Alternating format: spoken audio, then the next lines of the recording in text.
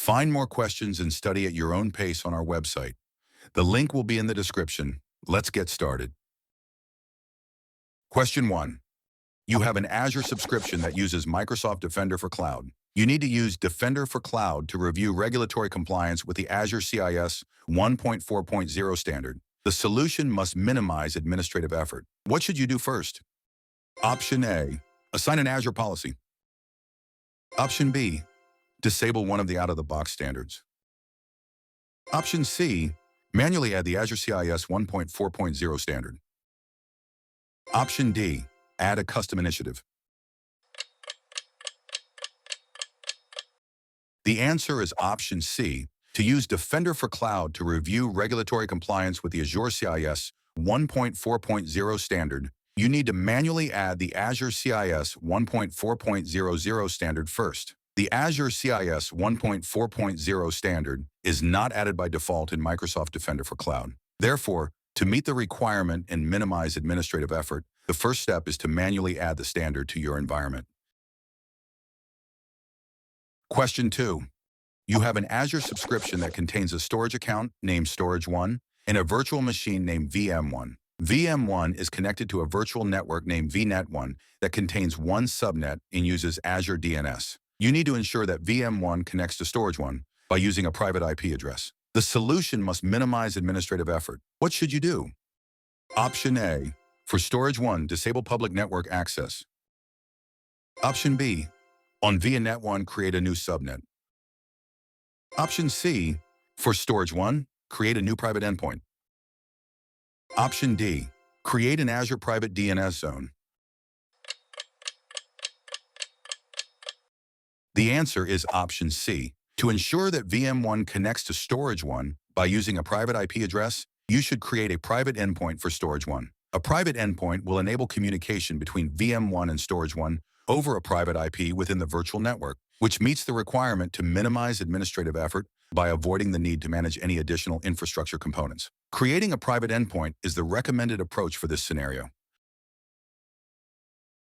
Question 3. You are in the process of configuring an Azure policy via the Azure portal. Your policy will include an effect that will need a managed identity for it to be assigned. Which of the following is the effect in question? Option A, audit if not exist. Option B, disabled. Option C, deploy if not exist. Option D, enforce OP a constraint.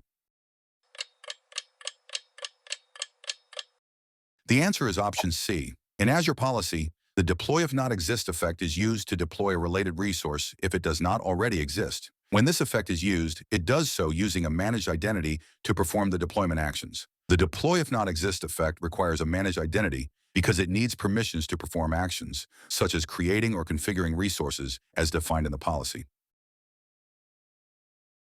Question 4.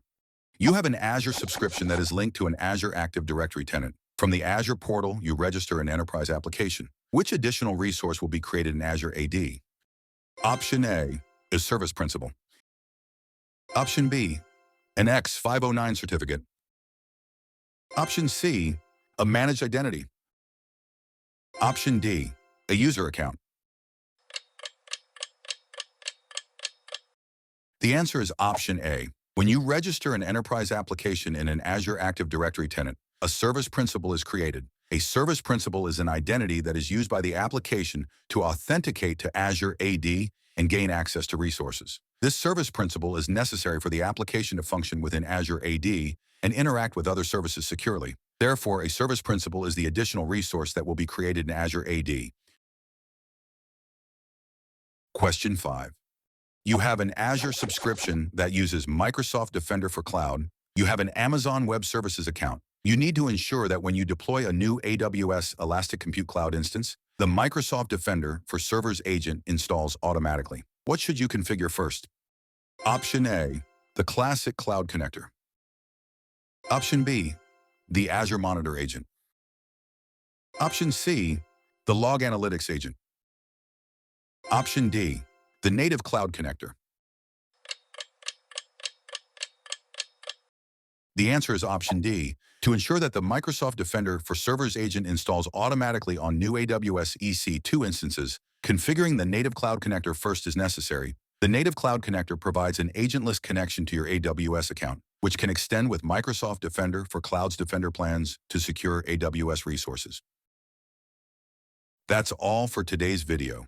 Don't forget to check out our website where you can find more questions for this exam. The link will be in the description. Thank you for watching and good luck on your exams.